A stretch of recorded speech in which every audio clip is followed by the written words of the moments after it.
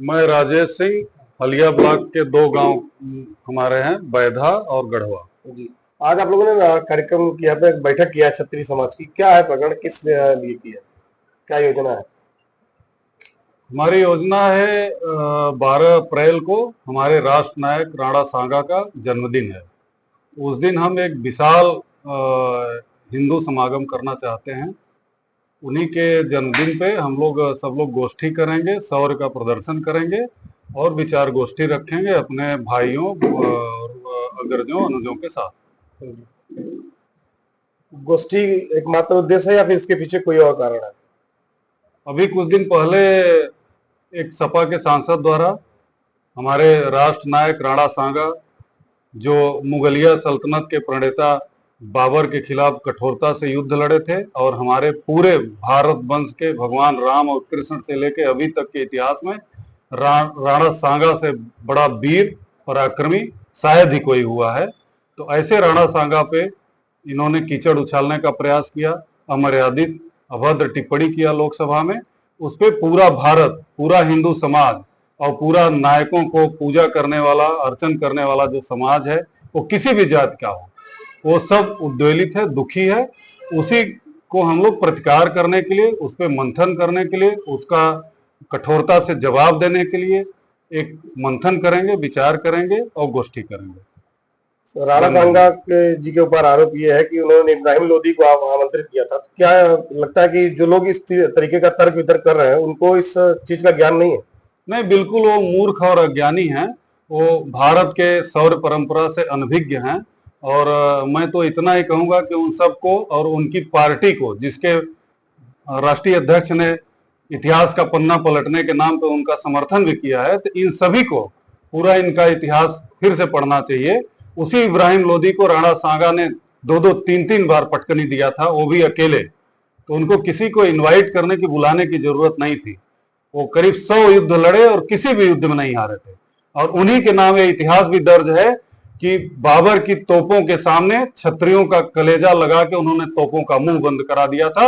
एक लाइन लगी रहती थी क्षत्रियों की कि हमारा कलेजा उड़ा दो, हमारा कलेजा उड़ा दो। ऐसा जो है राणा सांगा का नेतृत्व था, ऐसा पराक्रम था। तो इनको दोबारा पढ़ना चाहिए, सपा के राष्ट्रीय अध्यक्ष को भी, और ये सुमन टुमन को भी दोबारा इतिहास पढ़ना चाहिए और सूर्य पे थूकने का प्रयास नहीं करना चाहिए। इसका हम कठोर प्रतिकार करते हैं। 12 तारीख को आप लोगों ने जिस कार्यक्रम को रखा हुआ है उसको लेकर के समाजवादी पार्टी के जिलाध्यक्ष और पूर्व जिलाध्यक्ष शिवशंकर यादव ने एक अनर्गल बयान दिया है। तो किस तरीके से कार्यक्रम करेंगे आप? इस अनर्गल बयान से हमारा मिर्जापुर का माननीय मुख्यमंत्री योगी जी का पूरा मिर्जापुर का प्रशासन भी बहुत दुखी है। और इन्होंने इस जनपद को संवेदनशील बना दिया है। ये इतने तुच्छ और ओछे लोग हैं कि मैं तो इनको बुढ़ा निर्जीव मच्छर समझता हूं। और ये हमारे राजा मांडा पूर्व प्रधानमंत्री विश्वनाथ प्रताप सिंह, जिन्होंने बाबा साहब भीमराव अंबेडकर को भारत रत्न पुरस्कार देकर सम्मानित किया था, ऐसे दलितों, शोषितों, वंचितों और क्षत्रियों में युद्ध कराना चाहते हैं। इसलिए इनका कुत्सित प्रयास हम लोग नहीं होने देंगे।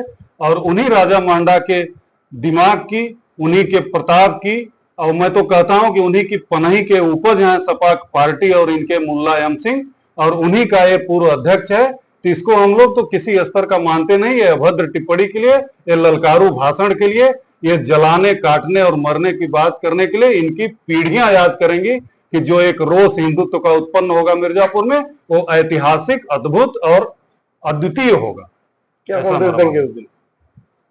हम लोग उस दिन करीब 4 से 5 हजार लोग, हम लोग रानी सूर्यपाल कुंवर मैदान जीआईसी के सामने मिर्जापुर में, जिसको आजकल बीएलजे ग्राउंड भी बोला जाता है, उसमें हम लोग एक ऐसा नया इतिहास रचेंगे कि ऐसे पूर्व सपा अध्यक्ष, वर्तमान सपा अध्यक्ष, जो हमारे राजा श्रीनिवास प्रताप सिंह के प्रताप से, जो जिनके पिताजी लगातार विधायक हुए थे, उनके ये कुयोग्य पुत्र हैं, ये सठिया गए हैं, बुढ़े हो गए हैं। इनको और शिवशंकर यादव जी को, दोनों लोग हमारे 4-5 हजार 6 हजार की एक जनता और मिर्जापुर के जुड़े हुए करीब 20 लाख मतदाताओं में से 16-17 लाख मतदाता इनका घोर प्रतिकार करेगा। ये लोग कभी कोई प्रधानी का चुनाव जीतने लायक नहीं रहेंगे। और की तो बात छोड़, व्हाट्सएप पे एक मैसेज वायरल हो रहा है जिसमें यादव का एक ग्रुप है, यादव समाज के नाम से ग्रुप है, उस पर ब्राह्मण और क्षत्रियों को आपस में लड़ाने की बात कही जा रही है। किस तरीके से मैनेज करेंगे इसको?